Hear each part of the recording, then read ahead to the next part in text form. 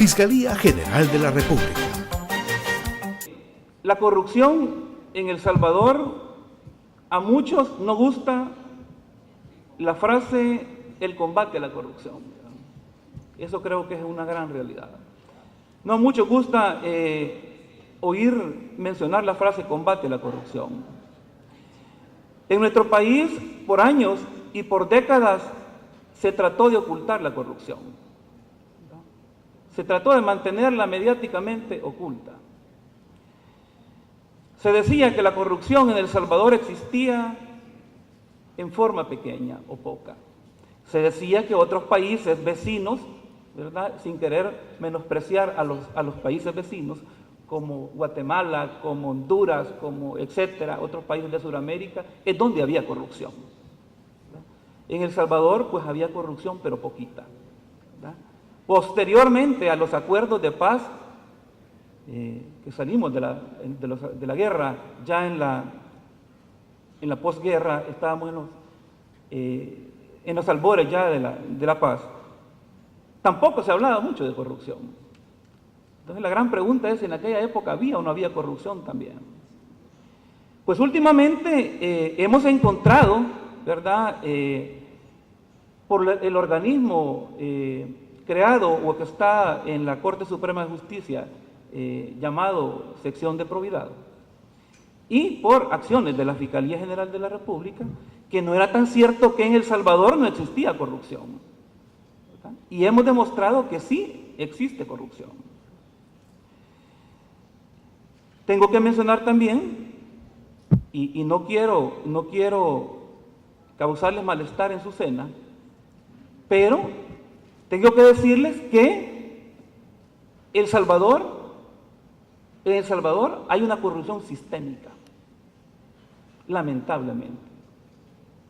Hay sistemas creados precisamente para fomentar la corrupción. Entonces, El Salvador es un país donde hay corrupción enquistada. Pero ¿dónde está la corrupción en El Salvador? Pues tengo que también arruinarles la cena y tengo que decirles que la corrupción en El Salvador está en todos lados. ¿Verdad? Está tanto en las instituciones públicas, en los ministerios, en las alcaldías, en las instituciones autónomas, está en la política, está en las empresas privadas y está hasta en la iglesia. Entonces está en todos lados la corrupción, ¿verdad?, como un fenómeno como tal.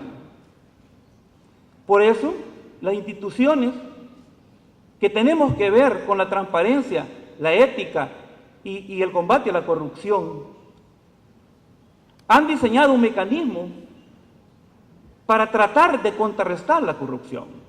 Porque la corrupción no se puede eliminar en ningún país del mundo. Se le puede atacar y se le puede disminuir, pero no se le puede eliminar completamente. En ningún país del mundo, ni con ninguna fórmula lo pueden hacer. Él habló de los antejuicios, pero yo le entiendo que él quiso decir quitar la inmunidad a algunos funcionarios. ¿Verdad? Qué importante es eso. ¿Por qué? Porque en nuestro país se ha traído y se ha llevado por mucho tiempo, ¿verdad?, el tema que mucha gente se protege y se autoprotege en esas inmunidades, ¿verdad? Y en otros países de primera o más, digamos, de primer nivel, no existe ese tipo de prerrogativas para algunos funcionarios. O si lo existe, es nada más para algunos aspectos concretos en cuanto a su función pública. Pero no lo arropa y no lo defiende y no le pone un muro de impunidad en todo su actuar. Entonces creo que es un tema muy importante a futuro a revisar.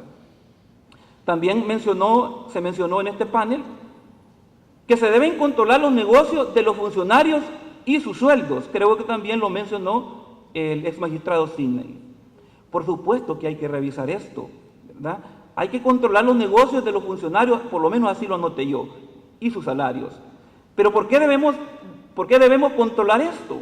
Precisamente porque no existe un verdadero desdoblamiento en relación al funcionario cuando es nombrado a sus negocios. Entonces lo que ocurre es que muchos funcionarios públicos, llámese ministros, llámese diputados, llámese fiscales generales, llámese procuradores, o se llaman alcaldes o se pueden llamar magistrados, ¿verdad?, tenemos la obligación de transparentar nuestros negocios públicos, pero no es posible que resulta que un funcionario, que un alcalde, resulta que está en el puesto o antes de entrar a su cargo, deja sus empresas, pero sus empresas siguen licitando millonarios fondos en licitaciones públicas en el Estado. Eso no puede ser, ¿verdad? Porque es un adoblamiento y es un fraude de etiqueta, ¿verdad? Es un fraude de etiqueta, es un desdoblamiento o una división de mentiras, porque el funcionario siempre está atrás de esos negocios. Por lo tanto, creo que esta consideración de controlar los negocios de los funcionarios y los sueldos es necesario hacerlo. ¿Por qué los sueldos? ¿Verdad? Muchos han dicho, bueno, los funcionarios deben de ganar según su cargo, ¿verdad? Pero vaya a ver usted cuánto gana un funcionario de elección secundaria de los que estamos acá. Vayan a ver cuánto gana algunos de los que están sentados acá o cuánto gana su servidor. Y resulta que el presidente de una autónoma gana el doble o el triple, ¿verdad? Y ahora aquí hemos descubierto que también recibían sobresueldos. Entonces, por eso es importante determinar objetivamente los salarios y los sueldos de los funcionarios, ¿verdad? Creo que es necesario revisar también ese tema. También el magistrado Blanco señaló que se necesita, o a su modo de ver, un fiscal en la sección de probidad. Y es un tema que ya me lo habían planteado a mí anteriormente. Nombrar un funcionario, un fiscal, para que esté y para que el investigado no presente tanta prueba falsa en ese proceso como hemos encontrado ya a nivel judicial. Que hay un balance en eso. Mejorar, dijo también, la asignación de los funcionarios judiciales. Por supuesto que hay que mejorar la asignación de los funcionarios judiciales, ¿verdad? Ha sido un reclamo de la Fiscalía General de la República, ¿verdad? En muchas ocasiones. Hay que mejorar la asignación de los funcionarios, pero también hay que fortalecerlos y ayudarles a los jueces. Los jueces deben ser fortalecidos en su independencia. Los jueces son independientes y hay que respetar la independencia de los jueces, pero no quiere decir que los jueces tienen que ser omnipotentes tampoco, ¿verdad? Los jueces tienen dependencia de la ley y de la Constitución, no puede ser omnipotente. Entonces hay que mejorar el sistema judicial. Hay que mejorar la asignación de los jueces, porque debemos y tenemos demasiados abogados particulares de jueces, ¿verdad? Tenemos muchos jueces interinos o de paso que solo llegan a resolver, ¿verdad? Hay que mejorar la asignación de jueces. Totalmente importante este tema. ¿Por qué? Porque el mecanismo de los gastos reservados en nuestro país ha sido la alcancía y la piñata para robarse el dinero de los fondos públicos.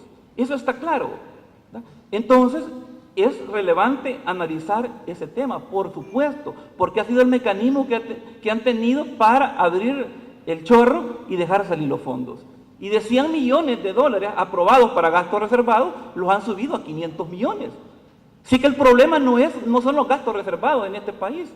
Ese no es el problema, si en todos los países del mundo existen los gastos para la defensa, la seguridad nacional y la inteligencia de un Estado. Pero tampoco se puede dejar sin tener un techo. Esos gastos tienen que tener un techo. No puede usted estarle diciendo con aprobación legislativa 80 millones y cuando la investigación de la Fiscalía resulta que encuentra 351 millones.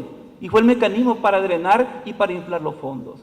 Por eso es importantísimo lo que mencionaron. También mencionaron mecanismos de control fiscal, salarios transparentes o transparentar los salarios. También mencionó una Contraloría Ciudadana. Claramente deben fortalecerse las instituciones.